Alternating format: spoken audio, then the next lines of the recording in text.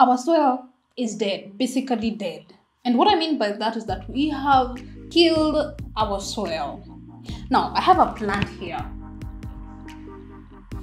It's growing on soil. And so the other day I was asking, or I was thinking, how does this beautiful plant here grow? Like there's soil inside this bowl. So then the question is this soil living? Or what is life? This plant is alive, I understand. It is eating this small soil that is inside this bowl. Okay, so what will happen if this soil was dead? Because I'm sure this soil inside here is half dead, almost half dead. What will happen to these plants? Now that the same thing or the same scenario is happening outside here with our soil here in Kenya.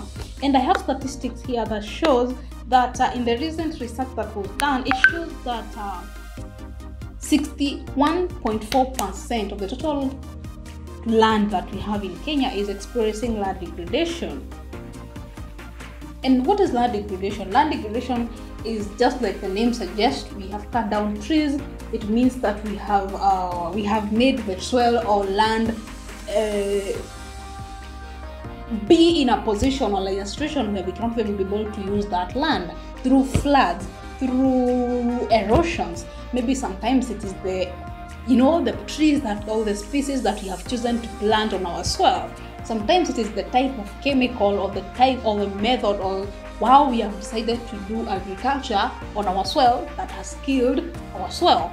And I know you're asking me, then why is this degradation of the soil a big issue? Now let me tell you, how is soil formed in the first place? I remember very well what my teacher told me in primary school is that soil is formed from rocks that break down into small particles so that we can form soil. When I was doing this research, I realized that, or somebody said that to make an inch of topsoil, the soil that we plant our maize, beans, potatoes on, it takes 500 years. 500 years to make an inch, a layer that is 1 inch of topsoil. So then I was wondering, the rate in which we are killing the soil and the rate at which the soil is formed, is there a balance? Okay, sawa. So then the issue is, then why is it a big deal? Now listen, we have seen the wars that we're having in Ukraine, in Russia.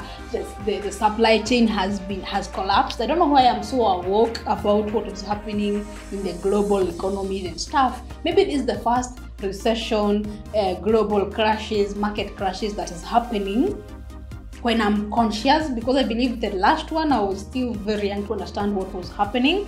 But right now I understand, and I am like, maybe I am triggered, and I'm like, maybe we should wake up. Maybe we should start doing things differently. Look at how much we as African countries, specifically Africans, I speak for Africans, look at how much we are suffering from a small disruption, well, a big disruption in the global market. We had COVID-19. Countries were locked down. People went home. They lost jobs. People worked from home. Immediately, just before we got out of the COVID-19, there are wars. These wars are happening, but why exactly are they fighting? Well, I understand there is the sad part that people who have died, civilians, innocent civilians, people have lost property. I understand that part. But then, in the business world, why are these two countries fighting? And what's the bigger picture that nobody is telling us? Of course, the media is not telling you this, and nobody wants you to understand this. But if you're keen enough to go and search and see, you realize that the elite in the world love crisis. It is during crisis that they are able to get into new markets. They are able to influence their competition. They are able to outwork and outdo There's so much that is happening that nobody is talking about. We're just talking about the war, about people dying, about hunger. There's so much that is happening. I'm sure that there are people right now who are celebrating the crisis because they are laying strategies. They are getting into new businesses. So, yeah, there's that.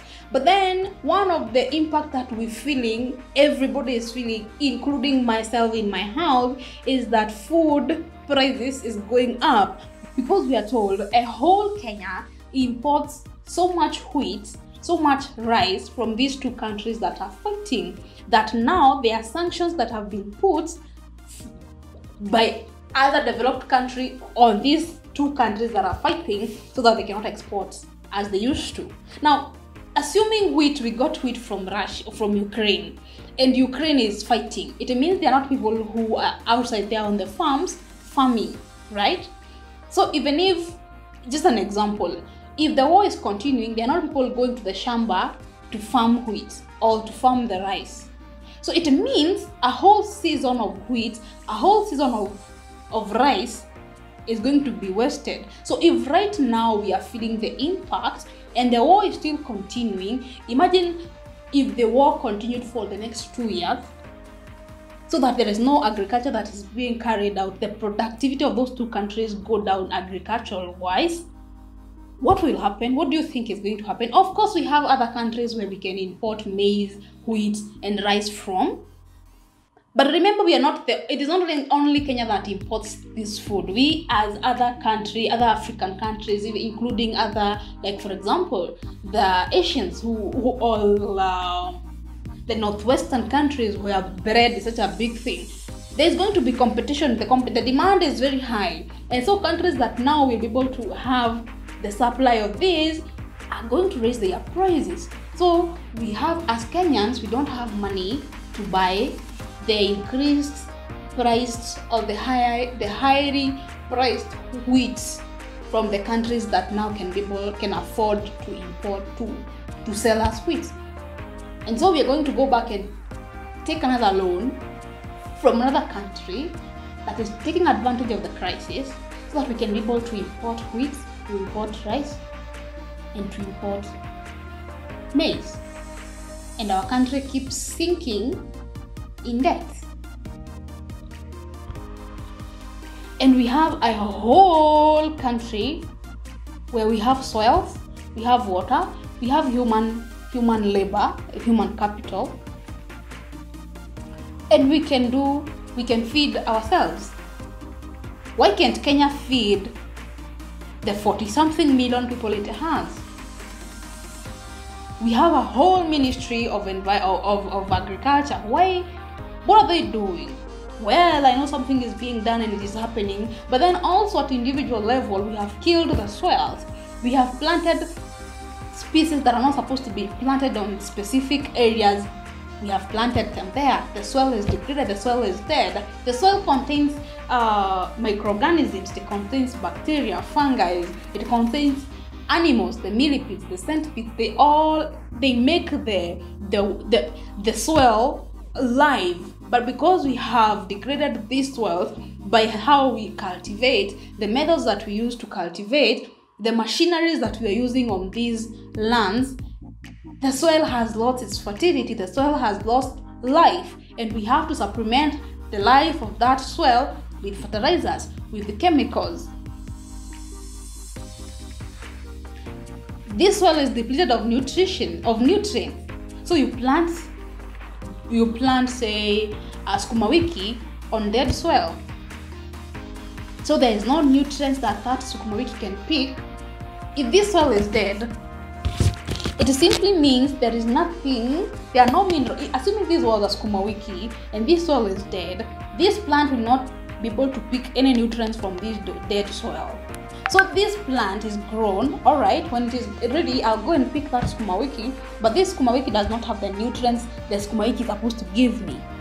And I eat it and I think I'm getting the nutrients and I'm getting nothing. And now that translates to my health because I think I'm getting iodine, I think I'm getting vitamin whatever, and I'm not getting it because the plant could not be able to extract it from the soil because the soil is degraded, because the soil is dead, because the soil does not have these nutrients. And so I have to go to the doctors and be malnutrited, and they will have to give me tablets of vitamins. I'll have to spend more money going to hospital because I could not get these nutrients to help my body from the plants that I have planted on my soil, because the soil is dead. So I have to go back to my pocket to buy these supplements, vitamins. What are we doing? What do we think we are doing as Kenyans, as Africans? Because we are not at the same level as other countries. We have the resources, we have the human capital, we are smart, we are intellectual, but I think this crisis or whatever is happening globally should trigger us to wake up. And I think in Kenya, as we are going towards elections, I think we just need to think more than just who is the president, who is the most handsome, who is the most influential, who is the most eloquent. I think as Kenyans, we need to think deeper. As Africans, we need to think smart. Anyway, we are killing ourselves. Let us keep on killing ourselves. Let us keep on using fertilizers. We have been talking about alternative fertilizers. Nobody is listening. It's okay. Let's kill all as well. Don't plant trees. Let the floods come. Let them carry away the nutrition of our soils. Let erosion happen. Let deforestation continue. Let us kill all ourselves. And then we have to go back to the pocket where we're going to buy all this food. We are eating fibers, thinking we are eating food. And then we shall have to go back, take all our money back to the pharmaceutical industry. They're going to make millions, they're going to be rich. And you know, in Kenya, we do not produce our own medicine. We import, we buy from the elite. So we are going to take all the money that we have and take it to them. They become richer, we become poor. And of course, with time, we will not have enough money to buy vitamins, to buy supplements, and the soil is dead. And we can do nothing about the soil. It takes 500,000 years, 500 years to create a layer of topsoil, and we cannot wait for that long. And our children will be born malnutrited, they will not have food to eat, and they will have to also use the money that they make to buy medicine, to buy supplements, to buy vitamins, and the cycle continues. They get richer, we get poor, but this is what we have chosen. So I think this triggers you, and I hope you are now waking up.